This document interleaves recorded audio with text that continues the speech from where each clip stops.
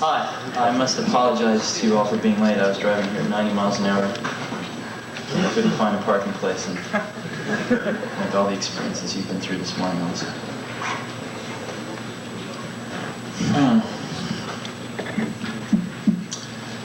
Had a photographer from Scientific American that wanted to take some pictures in the last few days. So we went over to a school. We thought they decided they wanted to take some pictures of someone from Apple in an educational setting using some computers, and we wandered over. Turns out there's a little booklet that is put out in Cupertino, and there's about 20 different schools with Apples, and we picked one out that had 6 Apple computers and wandered over there one afternoon. And this happened to be the afternoon that the 4th and 5th graders were going to be there. Once a week, 4th and 5th graders from this one school in a sort of an advanced learning program come over and use the Apple computers. And I had the most delightful conversation with some 4 and 5-year-olds. They probably know as much about the computer as I do, maybe more.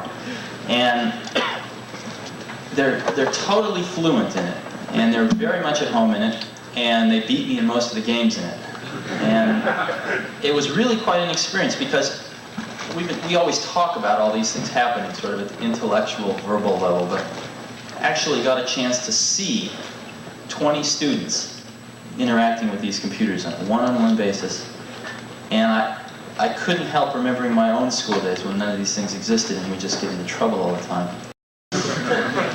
11:30 at night, last night, a friend of mine, Bob Medcalf, calls me up, and he's got 3 German friends visiting from Germany, and they want to buy 20 to 30 Apples a month for some god-awful, who knows what reason. And they want them in Germany, and they want to talk about buying them at 11:30 at night.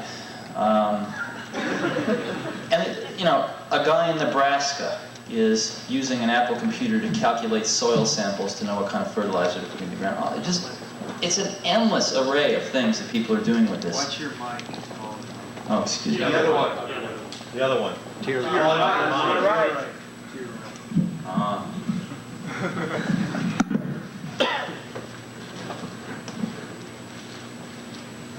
We had absolutely no idea what people were going to do with these things when we started out. Matter of fact, the 2 people it was designed for was Woz and myself, because we couldn't afford to buy a computer kit on the market. So we liberated some parts from Hewlett-Packard and Atari, and worked on a design for about 6 months and decided that we would build our own computer. So we built one, and Woz was up till 4 in the morning for many moons, and we got it working. We showed some of our friends. Immediately, everybody wanted one. And it turned out that it took about 40 hours to build one of these things and about another 20, 30, 40 to debug it. And we had a lot of friends that worked at similar companies who could liberate the parts also. And we found ourselves spending every spare moment of our time helping our friends to build computers. And it was just getting to be a tremendous drain on our lives. So we got the idea one day that we could make a printed circuit board without the parts in it and sell these blank printed circuit boards to our friends and probably cut the assembly and debug time down to, 5, 10 hours. So Woz sold his HP 6 calculator and I sold my van, and we got $1,300 together, and we paid our friend of ours, who was this PC board layout person, $1,300 to do us a layout, and decided we'd sell printed circuit boards at twice what it cost to build them and hopefully recoup our calculator and transportation at some later date. So that's what we did, and I was out trying to peddle PC boards one day and walked into a Byte shop, the first Byte shop in Mountain View, and Paul Terrell, the then owner of the Byte shop, said he would like to take 50 of these computers. And I saw dollar signs in front of my eyes. But he had one catch, which was that he wanted them fully assembled and tested, ready to go, which is a new twist. So we spent the next 5 days on the phone to distributors and convinced the electronics parts distributors around here to give us about $10,000 worth of parts on thin air, just on enthusiasm. So we got the parts and we built 100 computers and we sold 50 of them for cash, and in 29 days paid off the distributors. And that's how we got started. So we had 50 computers left over. Well, that meant we had to sell them. So then we started worrying about marketing, worrying about distribution, got on the phone to the other computer stores around the country. And gradually the whole thing began to build momentum. And at that point in time, we had some feeling that we were onto something. But the feeling is so different than the experience of actually seeing it happen right now.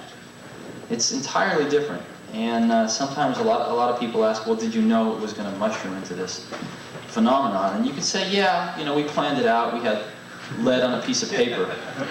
But it's different than the experience of seeing 500 people working at Apple Computer. It's very different than the experience of seeing a 5-year-old kid who really understands the tool that he's got in front of him. And the best analogy I've ever heard is Scientific American, I think it was, did a study in the early 70s on the efficiency of locomotion.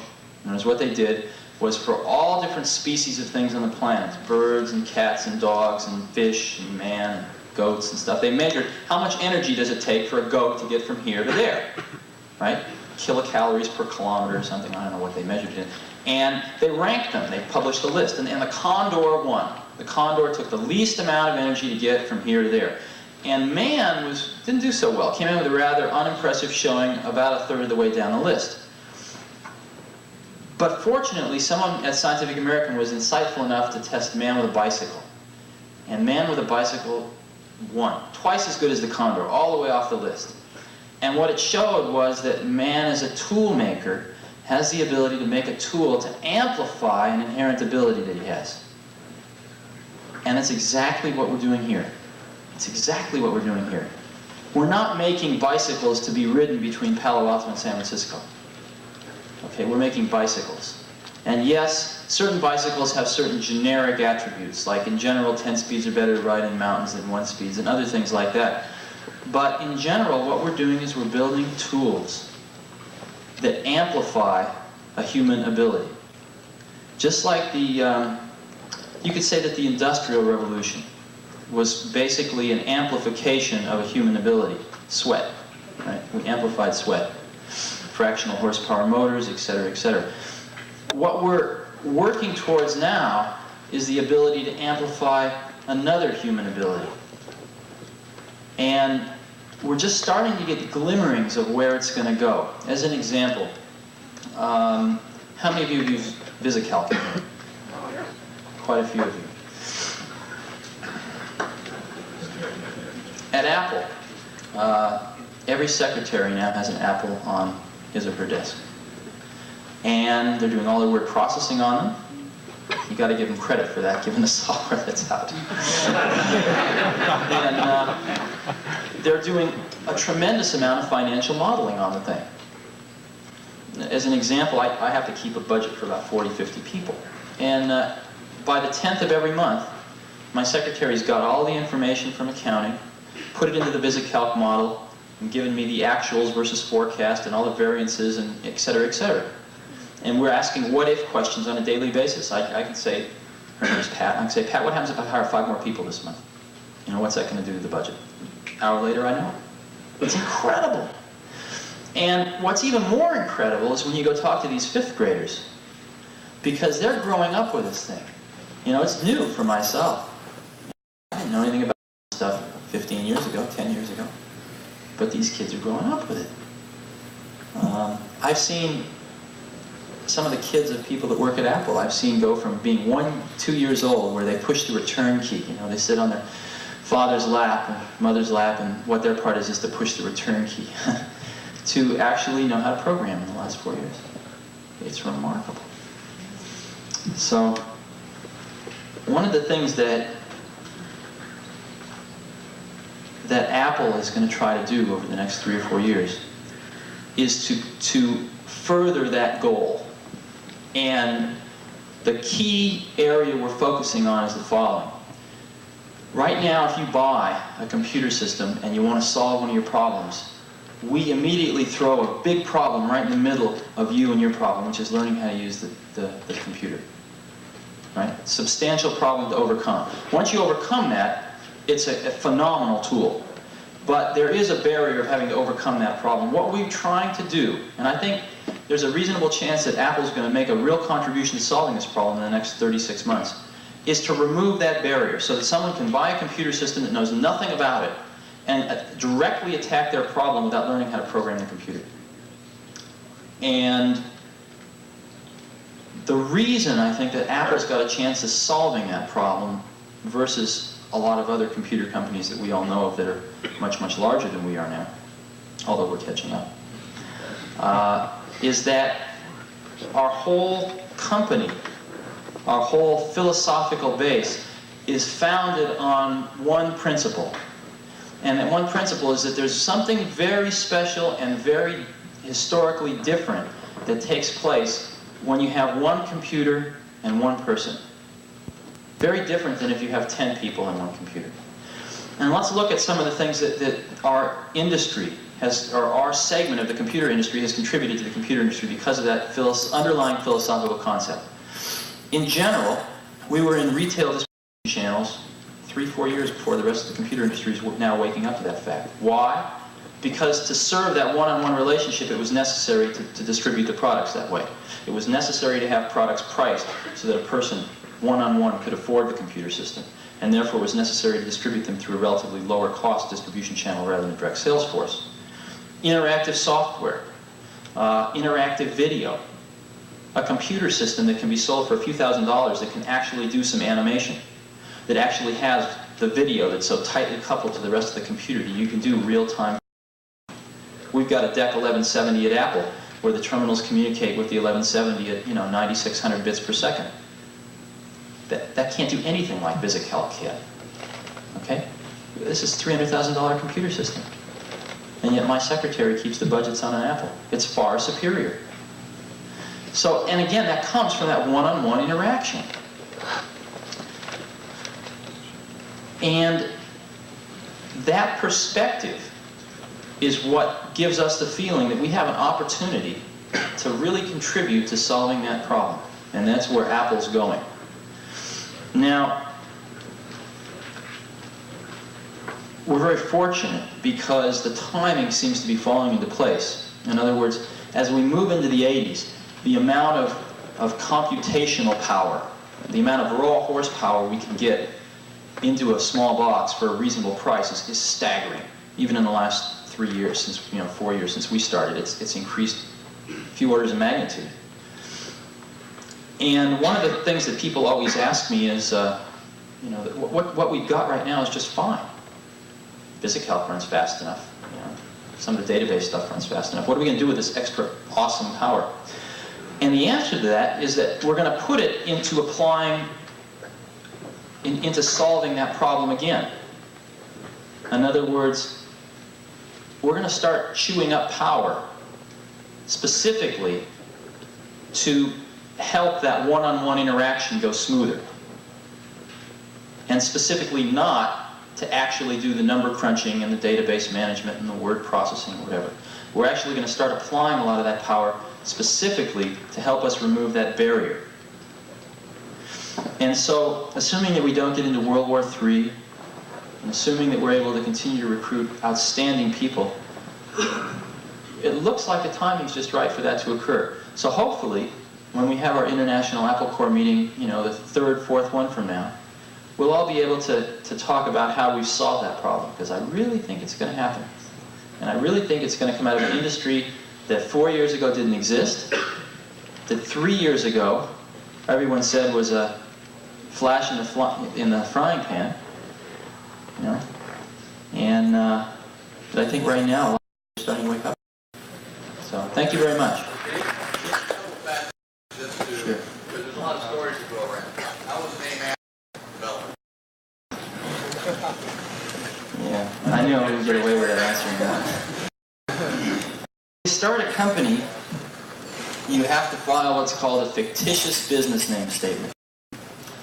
And what that is, the purpose of that statement, which you file with the government, is to simply tell everyone if Apple Computer goes out of business or anything having to do with Apple Computer, these are the individuals behind the corporate name. And as we were late into this government form, and not knowing it, we thought that was important, so we figured it out. And everyone was saying names to us like Matrix Electronics or all sorts of different names. And we simply decided that we were going to call it Apple Computer. Someone suggested a better name by 5 o'clock that day. And partly because I like apples a lot, and partially things. I was the head of Atari in the phone book, and I used to work at Atari.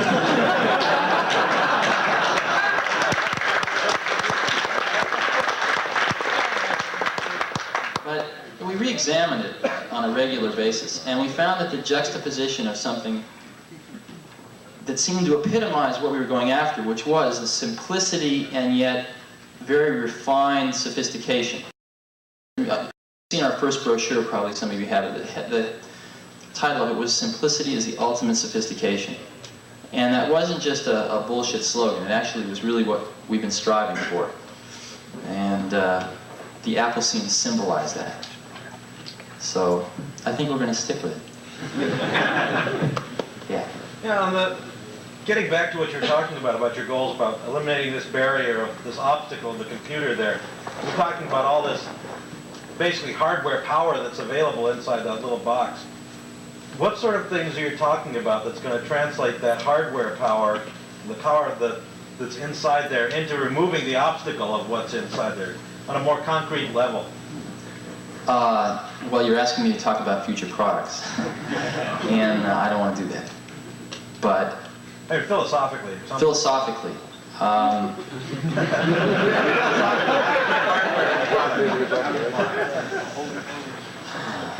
first of all, we've done an awful lot. You know, when we first started out, we didn't know how to spell the word software. And gradually we've learned. We've gone through the standard motions of setting up an internal application software department, which proceeded to fall on its face, picking it up and watching it fall on its face again. Finally, we went through a phase where we decided that what we were selling was solutions, not hardware. And so we realized that software was a big part of the solution, and therefore we better get our software act together. As a matter of fact, now we have more people in software engineering than hardware engineering. You know, our engineering department's over half people are devoted to software. And you know, a lot of times we ask ourselves what software is. Matter of fact, notice all these every other word software. That must give you some clue. But what is software? You know, I've often thought about this.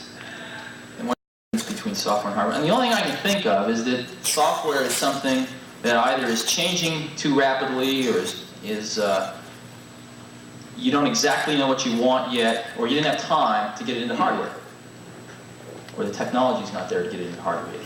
That's all I can think of.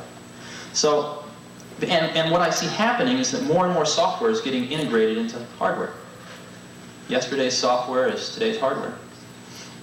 So those two things are merging, I think. And the line between hardware and software is going to get finer and finer and finer and finer. And one of the ways that we're approaching the problem of how to remove the barrier is to try to look ahead a few years and make some predictions as to where the technology will be, both hardware and software technology, and how they're going to be merged together, and at the same time looking at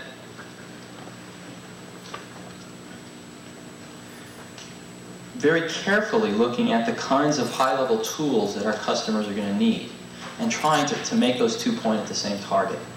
And I know that's very vague, and I guess I really don't want to talk about it any more than that right now. Said a lot. So, yeah.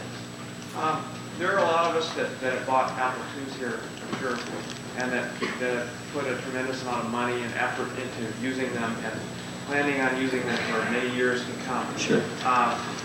What does Apple have in mind for continuing support with Apple II? In other words, not dropping it like some other companies dropped it. Sure. This line and then start out with a new one, and everyone has to go and buy all the new things, or maybe they won't want to, or whatever. But Sure. what do you have in mind for the people who want to entertain at a level with?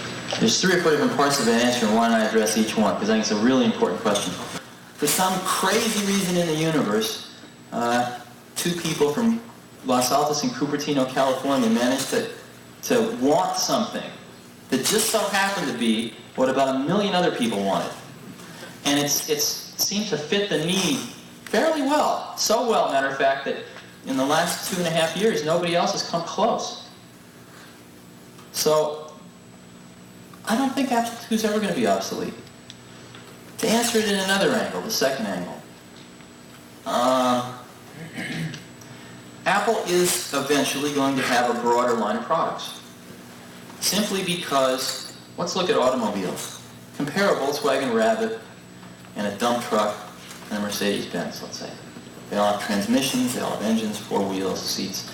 And they basically all perform the same basic function of transportation. What's the difference? There's a difference in emphasis. There's a difference in emphasis. And I think that that's what we're going to look at doing is potentially broadening the product line with computers with a different emphasis, slightly different emphasis than an Apple II. And